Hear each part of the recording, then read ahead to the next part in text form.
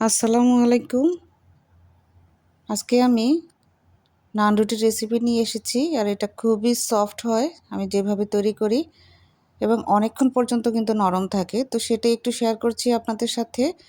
এখানে আমি 3 কাপ মতন ময়দা নিয়ে নিচ্ছি, তারপর দিয়ে দিচ্ছি স্বাদ অনুযায়ী লবণ, গুঁড়ো দুধ দিয়ে নিলাম 1 টেবিল চামচ, চিনি দিলাম 3 কাপের জন্য 3 টেবিল চামচ, তারপরে দিয়ে দিচ্ছি ইস্ট। এখানে 3 কাপের জন্য 3-4 চামচ ইস্ট দিতে হবে। তো এবার শুকনো উপকরণগুলো আমি খুব ভালো করে মিক্স করে কুসুম গরম পানি দিয়ে একটা ডো তৈরি করে নেব।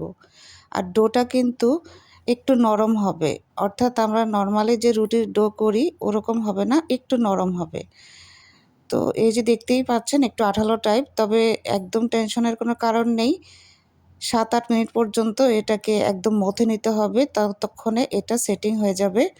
তো হাতে কিন্তু একটুখানি তেল মেখে তারপরে এই কাজটা করতে হবে, তাহলে আর হাতে লেগে থাকবে না। তো ফাইনালি এই যে 8 মিনিট পরে হয়ে গেল, আমি চুলার পাশে রেখে ঢাকনা দিয়ে রাখবো।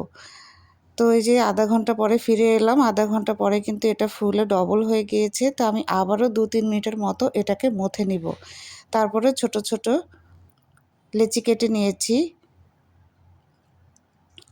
এরপরে আমি রুটি বানিয়ে নেব যেভাবে আমরা তৈরি করি রুটি, তবে অন্যান্য রুটির থেকে এটা একটু মোটা করে বেলতে হবে, এই যে এরকম।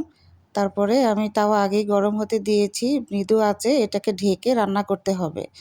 তো এক পাশ হয়ে গেলে উল্টে আরেক পাশ রান্না করে নিতে হবে। এভাবে আমি সবগুলো নান রুটি ভেজে তুলব।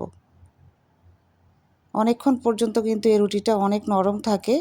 আর এই কুরবানি ঈদে গরুর মাংস দিয়ে খেতে কিন্তু খুবই দারুণ লেগেছে। আশা করি আপনাদের কাছেও ভালো লেগেছে। সবাই অনেক ভালো থাকবেন আল্লাহর রহমতে। আমার জন্য দোয়া করবেন।